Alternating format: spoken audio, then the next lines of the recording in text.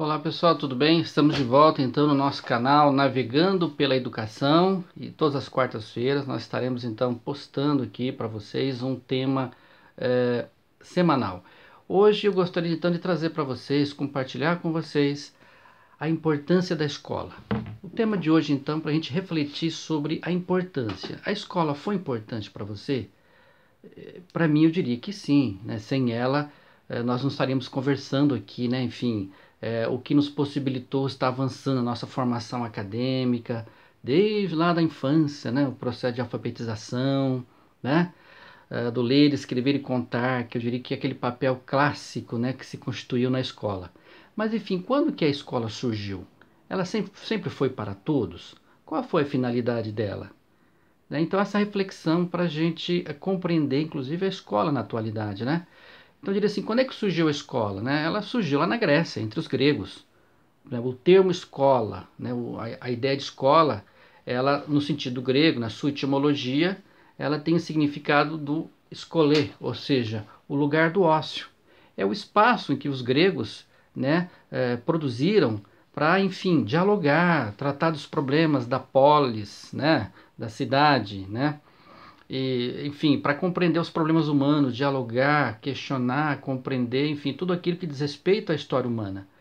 Bom, mas todos frequentavam a escola? Não, de fato, como eu disse na sua etimologia, é o lugar do ócio. Quem frequentava aquele espaço? Enfim, a ideia de escola lá na Grécia, enfim, era um espaço aberto, enfim, era uma praça pública, né? Era um encontro aberto, uma reunião de pessoas, né? Muito diferente da ideia de escola que nós temos hoje. Então veja que nesse sentido começa com a sua origem, né, um sentido mais informal, né? Não é aquele conhecimento sistematizado como nós temos hoje na escola chamada a escola pública ou enfim a escola particular, a escola como nós conhecemos hoje, né? Bom, enfim, então, por exemplo, lá na Grécia os escravos não frequentavam a escola. Quem que frequentava? Era aqueles que tinham tempo livre. Então lá nós tínhamos lá os escravos e os senhores. Então, a escola já nasce, portanto, com essa característica, né, vamos dizer assim, né, esse problema, esse paradoxo. Quem frequentava ela? Quem tinha tempo livre. Bom, na Idade Média, isso pouco vai se alterar.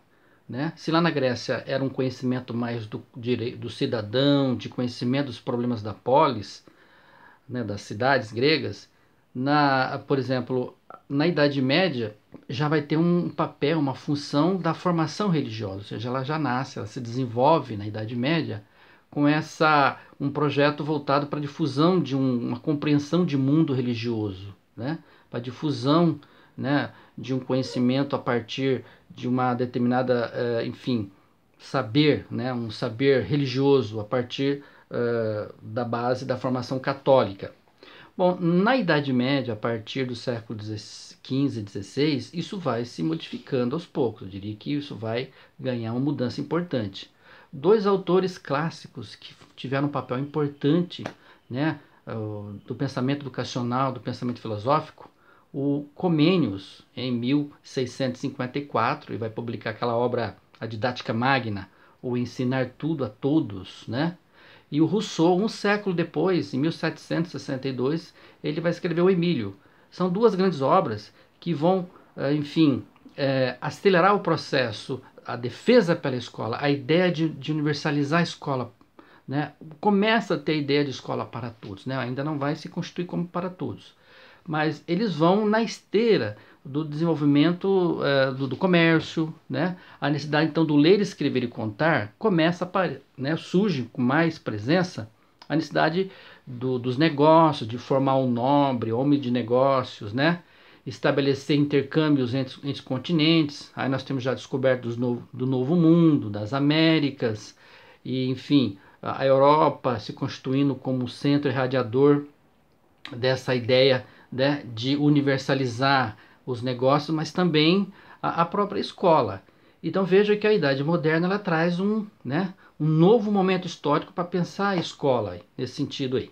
Um outro marco importante aí que é para pensar a escola, a Revolução Francesa, ela vai levantar a bandeira da ideia da igualdade, fraternidade, né? Igualdade, fraternité, igualité para todos, liberté, né? Então veja, a ideia de igualdade começa a aparecer como uma bandeira que vai alterar essa ideia de a escola não pode ser para todos. Por que para todos? Né?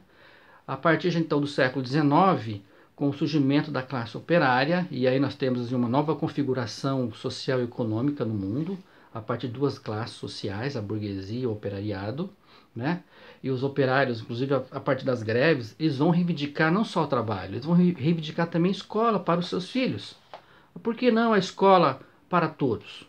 As promessas da Revolução Francesa, né? Igualdade, fraternidade, liberdade, elas serão levadas às últimas consequências, né? E no Brasil também nós teremos esse processo dentro da realidade brasileira, a partir especialmente de 1920 e 30, né, na era Vargas, onde vai se dar o processo de industrialização e a escola ela vai aparecer no debate nacional, né? A escola será para todos, né? Ela será gratuita?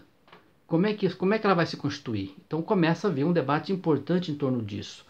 Bom, um movimento importante nessa defesa da escola para todos é o Manifesto dos Pioneiros da Educação Nova em 1932, né? Sobretudo a partir de Anísio Teixeira, né? Ele exerceu um papel fundamental na defesa da escola, né? Na ideia da valorização, o movimento chamado escolanovismo, que não se deu só no Brasil, mas em toda a Europa, né? E isso veio para o Brasil, né? A partir do Anísio Teixeira, em que a necessidade de debater melhor isso, né? Inclusive ele faz a defesa no documento, né? Que eu sugiro até uma leitura, né, para vocês. O documento é disponível na internet, o Manifesto dos Pioneiros da Educação Nova de 1932. E ali é um documento que faz a defesa aberta. Pela primeira vez, é um documento que torna público a necessidade de uma escola, ou seja, é impossível um país se desenvolver sem a organização de um sistema nacional de ensino.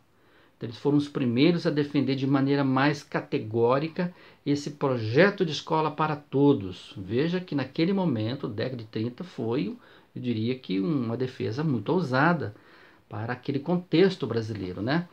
Que veja que ainda havia uma compreensão de uma educação de elite muito forte no Brasil, desde a colônia, né? Brasil colônia, Brasil império, eu diria que era do tipo de educação muito articulada à formação de uma elite, né? E uma educação mais, vamos dizer assim, mais prática, voltada para o trabalho, voltada para os índios, os negros, posteriormente, e para os operários ali já no início do século XX. Esse movimento em defesa da escola, né, no sentido geral, pública, enfim, do acesso, da universalização da escola, que começou, né, de maneira mais forte ali a partir do século XVII, XVIII, né, ali com o Comênio, com o Rousseau. Então isso vem se desenvolvendo e vem para o Brasil esse movimento, né? E de todo o século XX foi o período de muito debate, né? de muita discussão. Enfim, a escola como eu diria, um espaço de disputa. Talvez tenha sido uma das bandeiras mais debatidas, né? Uma das questões mais debatidas ali ao longo do século XX no Brasil. Nós entramos nos anos 80 com essa questão, né? E veja que o Anísio Teixeira, lá em 1932, já começava essa discussão, ou seja, ele está preocupado com o analfabetismo, está preocupado com a necessidade de democratização do acesso. A escola não pode ser um espaço de elite, não pode ser um espaço de privilegiados, mas ela tem que ser um espaço em que se frequenta, né, todos, homens, mulheres, pobres, ricos, classe média, enfim. Ele já havia uma compreensão da necessidade da educação. E ela surge nesse período, inclusive, como um direito social, né? Olha que interessante. Na década de 30, a partir de todo aquele movimento, né, como eu disse, a Revolução Francesa vem trazendo a ideia dos direitos sociais, né? E ela vem, no início do século XX, crescendo cada vez mais a educação como um campo social. E surge como direito, ou seja, um direito fundamental, né? Que vai aparecer inclusive no capítulo das Constituições, que nos próximos encontros nós vamos tratar isso melhor, sobre o capítulo da educação nas Constituições brasileiras. Então veja como é que isso vai se dando no Brasil, né? E aí nós entramos, portanto, na década de final dos anos 70 no Brasil, início da década de 80, como um debate, ele renasce como um debate muito forte. Enfim, a escola, por que não, ela não pode ser para todas? Ela tem que ser laica? Enfim, que qualidade que nós temos que ofertar a essa escola? Ela tem que ser gratuita? Ela tem que ser científica? Né? Ela tem que ser obrigatória e democrática, sobretudo. Então, essas bandeiras serão levantadas ali no início dos anos 80, com o processo de redemocratização.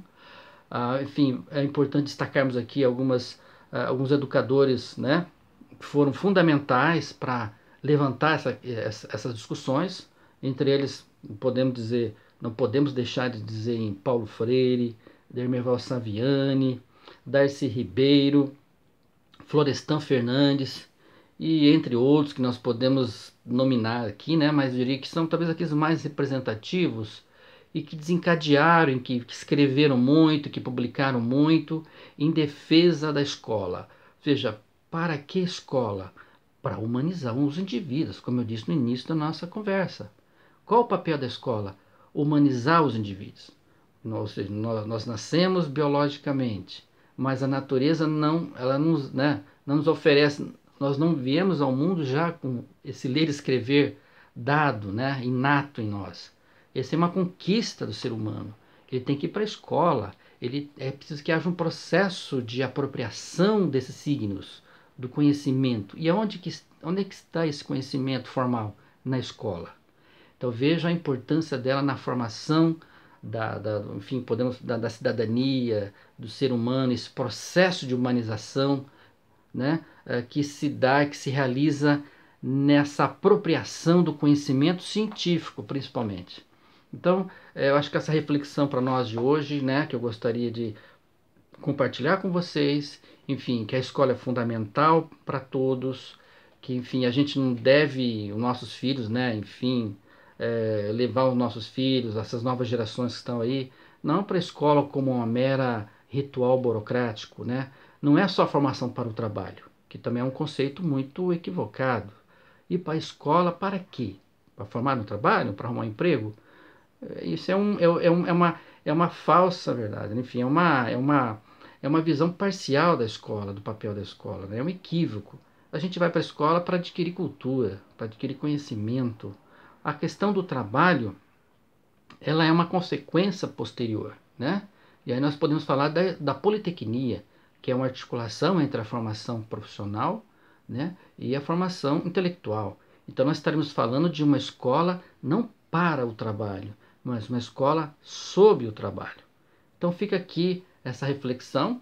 Vocês podem estar fazendo aí um comentário, né, pessoal, tá? Sugerindo temas. Eu venho recebendo algumas sugestões que eu estou organizando para a gente conversar posteriormente, tá certo? Então fica hoje essa mensagem aí, a escola como uma instituição fundamental para a nossa formação, seja, enfim, a escola, a educação no sentido formal e informal, mas sobretudo a escola formal com conhecimento sistematizado, tá certo, pessoal? Eu espero que tenha ajudado vocês a pensar mais, né, refletir. E eu vou deixar para vocês algumas sugestões, tá? Aí na descrição de leituras, para a gente aprofundar e refletir mais sobre a temática, ok? Um grande abraço então e até a próxima.